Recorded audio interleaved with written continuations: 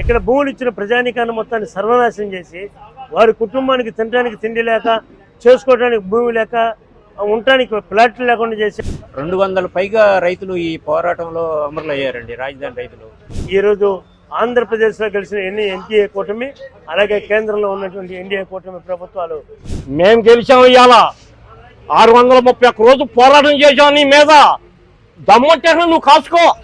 ఎట్టకేలకు ఏపీ రాజధాని అమరావతి అనే ఒక చట్టబద్ధత వచ్చేయడంతో అమరావతి రైతులందరూ కూడా సంబరాలు చేసుకుంటున్నారు. గడిచిన కొన్నేళ్ళుగా వాళ్ళు ఎదుర్కొన్న కష్టాలు ఏవైతే ఉన్నాయో అవన్నీ తలుచుకుని ఎమోషనల్ గా ఫీల్ అవుతున్నారు. చికెన్ మసాలా వాళ్ళ మనసులో ఏముంది, ఇన్నేళ్లకు అమరావతికి చట్టబద్ధత రావడంపై వాళ్ళ అభిప్రాయాలు ఏంటి, వాళ్ళ స్పందన ఏంటి తెలుసుకునే ప్రయత్నం చేద్దాం. వచ్చేయండి. ప్రస్తుతం నేను 2015లో ప్రధాని మోదీ ఎక్కడైతే అమరావతికి శంకుస్థాపన చేశారో ఆ ఉద్దండ రాయనపాలెంలో ఉన్నాను. ఇదే ఆ ప్లేస్ అనమాట. ఇక్కడ ఆ రైతులందరూ ఎలా ఫీల్ అవుతున్నారో తెలుసుకునే ప్రయత్నం చేద్దాం. వెంకటపాలెం రైతుని, జేఏసీ కోఆర్డినేటర్ని, ఉద్యమంలో జేఏసీలో ఉన్నటువంటి సమన్వయ కమిటీ సభ్యులుగా ఒకరిని. ఎన్ని ఎకరాలు ఇచ్చారు సార్? నేను 15 ఎకరాలు జరిగి భూమిని ఇచ్చానండి. ఎలా ఉంది సార్ ఇప్పుడు ఇన్నేళ్ల తర్వాత చట్టబద్ధత రావడం? అది చట్టబద్ధత కలగడం అనేటువంటిది కావాలనేది మన అభిప్రాయం కదండి.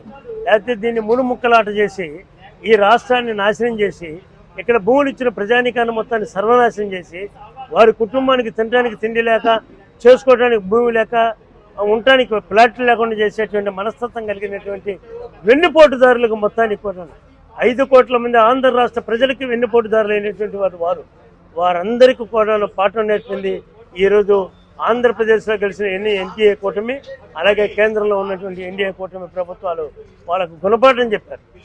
తిరుగులేనటువంటి పరిస్థితి మరలా అనేటువంటిది ఈరోజు ఇప్పుడే రాజ్యసభలో కూడా ఆమోదం అయిపోయింది. రాష్ట్రపతి గారి సంతకానికి రేపు వెళ్తుంది. రాష్ట్రపతి గారి సంతకం కూడా అయిపోద్ది. మాకు ఆనందదాయకం. మేమెంతో ధైర్యంగా ఉన్నాం.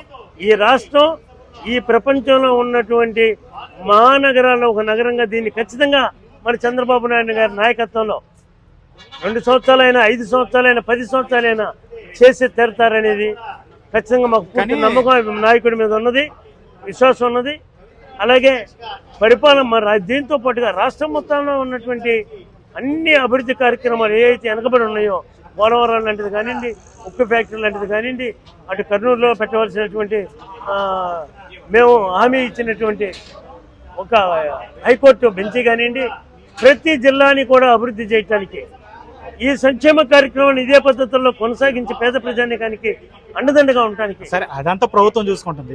ఈ 5 ఏళ్ళు లేదా 11 ఏళ్ళు మీరు ఎదుర్కొన్న ఇబ్బందులు ఏంటి? ఇక్కడ చాలా ఎదుర్కొన్నామండి. కాస్త కూస్తే ఇబ్బందులు కాదు. వారు ఇచ్చినటువంటి కౌలు డబ్బులతోటే మేము కాలయాపన చేయాల్సిన పరిస్థితి వచ్చింది. పిల్లల చదువులకి అమ్ముదామంటే ప్లాట్లు కొనే వాళ్ళు లేకపోయారు. వాళ్ళు కూడా అనాథతగా ఎక్కడ సీట్లు అక్కడ పోయి చదువుకోవడం జరిగింది. కొంతమంది చదువు మానుకొని ఏదైనా పనులకు పోవడం కూడా జరిగింది. చాలా మానసిక ఆవేదన గురి అయ్యి మేము ఉద్యమం నడిపాం. మమ్మల్ని ఉద్యమంలో చిత్రహింసలు పెట్టారు. అంటే ఏం చేశారు? పోలీసులు మా ఉద్యమాన్ని ముందుకు సాగనీయకుండా చేసేదానికి ప్రయత్నాలు చేశారు. మేము నోరు తెరిస్తే కేసులు పెడతాం చేశారు. మేము స్లోగన్స్ ఇస్తే మమ్మల్ని కర్రలతో కొట్టారు. ఆడవారిని కూడా కర్రలతో కొట్టారు. లాఠీ ఛార్జీలు అన్ని వీడియోలు ఉన్నాయి. ఆ రోజు మీ టీవీలందరూ కూడాను ఆ వీడియోని రాష్ట్రం మొత్తం ప్రదర్శన చేశారు. మహిళల్ని కడుపులో బూటికాలతో తన్నారు. రాయపూడి దగ్గర ఉన్నటువంటి పెట్రోల్ బంక్ సమీపంలో మేము ఉద్యమానికి వెళ్తూ ఉంటే మేము 1631 రోజులు రేతనక పగలనక వర్షం వచ్చినా మాకు తినడానికి ఒక్కొక్క ఎమ్మెల్యే అయితే వాళ్ళ ఎమ్మెల్యే వైసీపీ ఎమ్మెల్యే మేము భోజనాలు చేయడానికి రోడ్డు పక్కన ఉన్నటువంటి రైతుని వంట వండుకొని భోజనాన్ని ఏర్పాటు చేసుకుంటే అతను మళ్ళీ ఆ రైతుని పిలిచి మా వంట ఆఫ్ చేసి మాకు భోజనాలు చేయకుండా చేసినటువంటి ఘనకీర్తి కలిగినటువంటి వైసీపీ నాయకులు కూడా ఉన్నారు. మాకు మరి ఈ రకమైనటువంటిది ఇంటి దగ్గర పిల్లాజలను వదిలేసుకొని ఈ రకమైన పరిస్థితుల్లో మేము ఉద్యమాన్ని మహిళల సహకారంతో వారిని ముందు అడుగుతూ వారి వెనక మేము ఉండి ఈ ఉద్యమాన్ని నడిపి ఈ రాజధానిని సాధించుకోవడానికి ముఖ్య కారకులమైనటువంటి వాళ్ళం మేము కూడా. మీ మీద కూడా ఉన్నాయి సార్? నా మీద కేసు లేదండి. నా మీద సిఐడి కేసు పెట్టారు. ఆ కేసు ఇంతవరకు ఏం ఫైల్ అవ్వలేదు. రైతాంగం నుంచి పూర్తి స్థాయిలో ఏం చేశారని ఏదేదో పెట్టి కల్పించి దాంట్లో పెట్టారు. కారణం ఏంటంటే రైతాంగంలో నేను ఉధృతంగా పాల్గొన్నానని, ఎక్కువగా ఆర్గనైజేషన్ చేశానని, మంత్రిగా నారాయణ గారు మున్సిపల్ శాఖ మంత్రిగా చాకరీ చేశాడని, జిల్లా మంత్రిగా పుల్లారావు చేశాడనే దాంతో మా ముగ్గురు మీద ఫస్ట్ సిఐడి కేసు పెట్టారు. దానికి మమ్మల్ని ఇంతవరకు ఎవరు పిలిచిన వాళ్ళు లేడు. మేము స్టే తీసుకున్నాం కనుక ఇటువంటి కేసులు అనేక రకాలైనటువంటి ఇబ్బందులు పెట్టారు, అనేక కేసులు పెట్టారు. ఏది ఏమైనా మా రైతాంగం మొత్తం కూడా కట్టుదిట్టంగా ఉన్నారు. మేము రైతుల దగ్గర నుంచే ఎకరానికి 2000, 3000 కాడికి చందాలు వసూలు చేసుకొని న్యాయస్థానాలకు వెళ్ళి మేమే వేసుకున్నామండి. మేము 14,000 కోట్ల రూపాయలు మేము పోగు చేసుకున్నాం. మరి మాకు సహకరించినటువంటి వాళ్ళు దారిబారిన ఉద్యమంలో చాలా మంది వాళ్ళు 14 కోట్లు ప్రతి ఇచ్చిన రైతు దగ్గర తీసుకున్నాం. ఇవ్వలేనన్న రైతును వదిలేసాం. పేద రైతు ఇవ్వలేడు, అతను తక్కువ భూమి ఉంది, ఇవ్వలేడు, వదిలేసాం. చాలా మంది మాకు ఇంకా బయట నుంచి ఆర్థిక వనరులు చేకూర్చిన వాళ్ళు ఉన్నారు.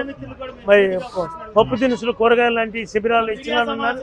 మేము బారుని వెళ్తా ఉంటే ఎక్కడాళ్ళు అక్కడ మాకు స్వాగతం పలికి మాతో సహకరించినటువంటి అన్ని రాజకీయ పార్టీలు, ఉభయ కమ్యూనిస్ట్ పార్టీలు కానివ్వండి, జనసేన కానివ్వండి, బీజేపీ కానివ్వండి, అన్ని రకాల వాళ్ళు ఎక్సెప్ట్ వైసీపీ ఈ నిన్నటి సంగతి ఎలా జరిగిందో అదే రకంగా మాకు సహకరించినటువంటి పరిస్థితి. అనేక సేవా సంఘాల వారు కూడా మాతో కలిసి మాకు నడిపి మమ్మల్ని ఎక్కడ నిరసపోనికుండా నడిపిన పరిస్థితి. అటు తిరుపతి దాకా, ఇటు అక్కడ వివాదం జరిగిన రామచంద్రపాలెం దాకా కూడా జరిగిన పరిస్థితి ఉన్నది. త్వరత వైభవపేతంగా రాజధాని నిర్మాణం జరుగుతుంది. ముఖ్యంగా ముందుగా ప్రధాని మోడీ గారికి, అమిత్ షా గారికి మద్దతు ఇచ్చిన, ఈ సవరణ బిల్లుకి మద్దతు ఇచ్చినటువంటి ప్రతి ఒక్క పార్లమెంటరీ పార్టీ నాయకులకి, ముఖ్యంగా అమరులైన రాజధాని పోరాట యోధులకి అందరికీ.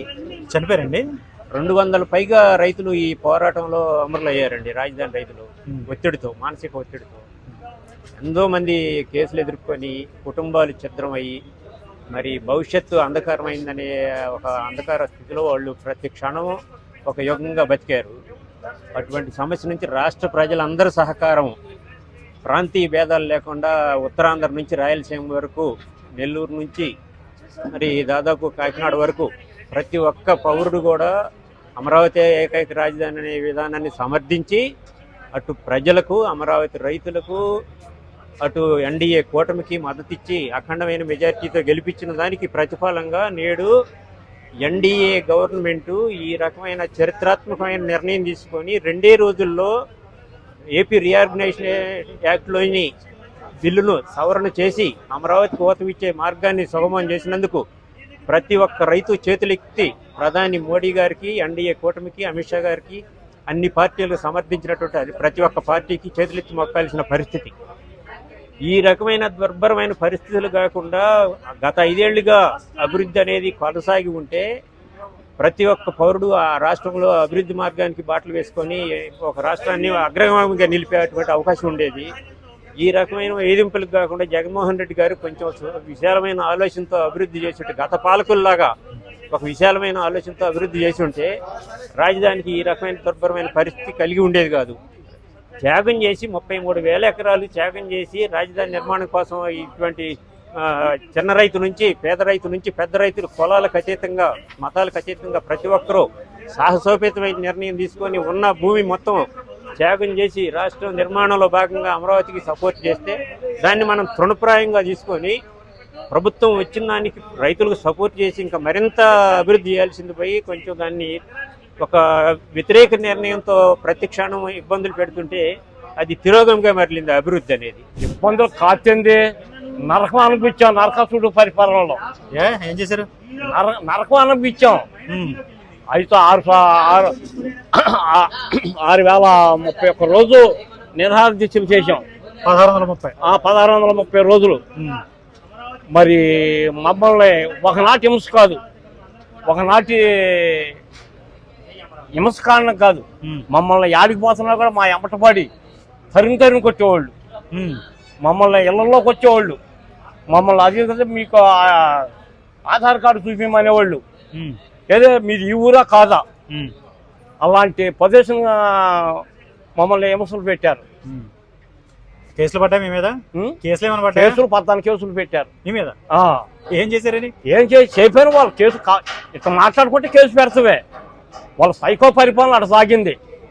మరి రాజధాని 3 రాజధానులు అని చెప్పి ఒకే రాజధాని ఆయా మాట ఇచ్చి 3 రాజధానులను పెట్టి దానికోసం మేము పోరాటం చేస్తే మమ్మల్ని కూడా ఎక్కడ కూడా పానీయకుండా మమ్మల్ని ఎర్రకొట్టుడు కొట్టారు. మిమ్మల్ని కొట్టారా?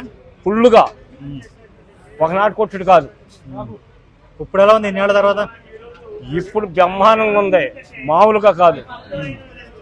అసలుకి ప్రజలు మొత్తం కూడా, దేశం మొత్తం కూడా సస్యశ్యామలంగా బ్రహ్మాండంగా పనులు చేసుకొని ఎక్కడో అక్కడ భయం లేకుండా బతుకుతున్నారు. అంతకుముందు అంతా భయంతో బతకటం, ఇంకా నిచ్చాక జనగణన 100 ఏళ్ళ అవసే 5 సంవత్సరాలు. ఆ రకంగా మమ్మల్ని హింసలు పెట్టి అసలుకి రాజధాని కోసం మేము పడిన కష్టం ఒకనాడు కష్టం కాదు.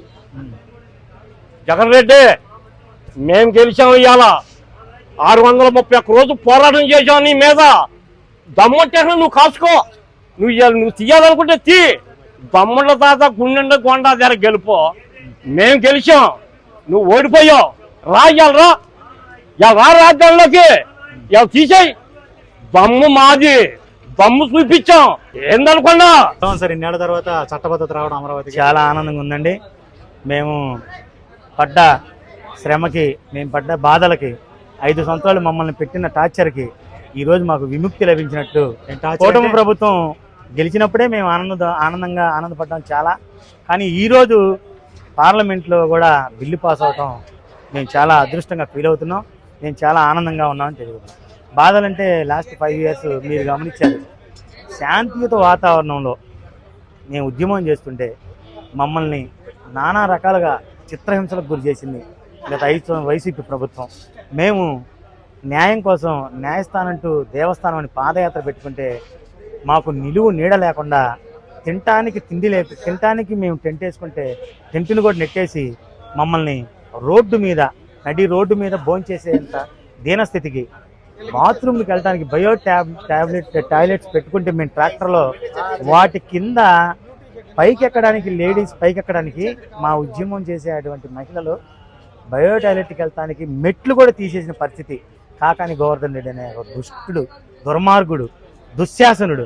మనం చెప్పుకుంటాం మహాభారతంలో దుశ్శాసనుడు ఎవరంటే మాకు ఈ రోజున కాకాని గోవర్ధన్ రెడ్డి. మీరు గమనించాలి, 5 సంవత్సరాలు ఎన్నో చిత్రహింసలకి, ఎన్నో కేసులు, ఎన్నో అవమానాలు, ఎన్నో చిత్కారాలు, కడుపుతో ఉన్న మహిళల మీద కాలేసి తన్నిన పరిస్థితి. ఇది ఏంటి తప్పుగా అంటే జుట్టు పట్టుకొని బూట్ కలుతుంది పరిస్థితి. ఎక్కడ జరిగింది అది? మేము విజయవాడ కనకదుర్గం గుడికి పొంగళ్ళతో వెళ్తుంటే ఆ రోజు మమ్మల్ని జుట్టు పట్టుకొని లాగి దొరికినట్లు లారీల్లో వేసి నానా చిత్రహింసలు పెట్టారు. ఏందని అడిగినందుకు మహిళల పొట్ట మీద కాలేసి నొక్కారు. మేము గుడికి వెళ్తున్నాము, మమ్మల్ని పోనీ అన్నందుకు ఆ రోజు ఉన్న ఎస్పీ విజయరావు అతను లాఠీలతో, ఇంత పొడుగు లాఠీలతో మహిళలు కొట్టిన పరిస్థితి. మేము విజయవాడ, మా ఊరి నుంచి విజయవాడ పొంగలతో అమ్మవారి గుడికి వెళ్ళి అమ్మవారికి దండం పెట్టుకోకూడదా ఉద్యమం అప్పుడు? ఏంటి మేము చేసిన తప్పు? 5 సంవత్సరాలు మా కన్నతల్లి లాంటి భూములు మా నాన్నగారు నా చిన్నప్పుడు పెట్టాడు భూమి. నేను 2014లో ల్యాండ్ పూలింగ్కి ఇచ్చాను. అప్పటికి నా వయసు 1989లో రిజిస్ట్రేషన్ చేస్తే 2014లో భూమి ఎన్ని సంవత్సరాలు అయిందో మీరు గమనించండి. దగ్గర మీకు 25 సంవత్సరాలు, 25 ఏళ్ళు భూమిని తీసుకెళ్ళి అమరావతి ల్యాండ్ పూలింగ్ సిస్టమ్కి ఇచ్చాం. మాకు ఆ రోజు తెలుసా ఈ సిటీలు ఎలా అవుతాయి అని? ఆ రోజు ఎవరైనా హామీలు ఇచ్చారా? మేము కూటమిని నమ్మి, ఆ రోజు చంద్రబాబు నాయుడు గారు ఇచ్చిన వాగ్దానాల మేరకు ఆయన నమ్మి భూములు ఇచ్చాం.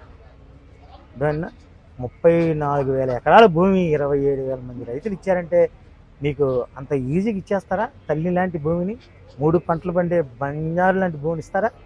ఎవరు కదా. ₹1 తీసుకున్నామా? మాకు నష్టపరిహారం ఇచ్చారా? ఇవ్వలేదు.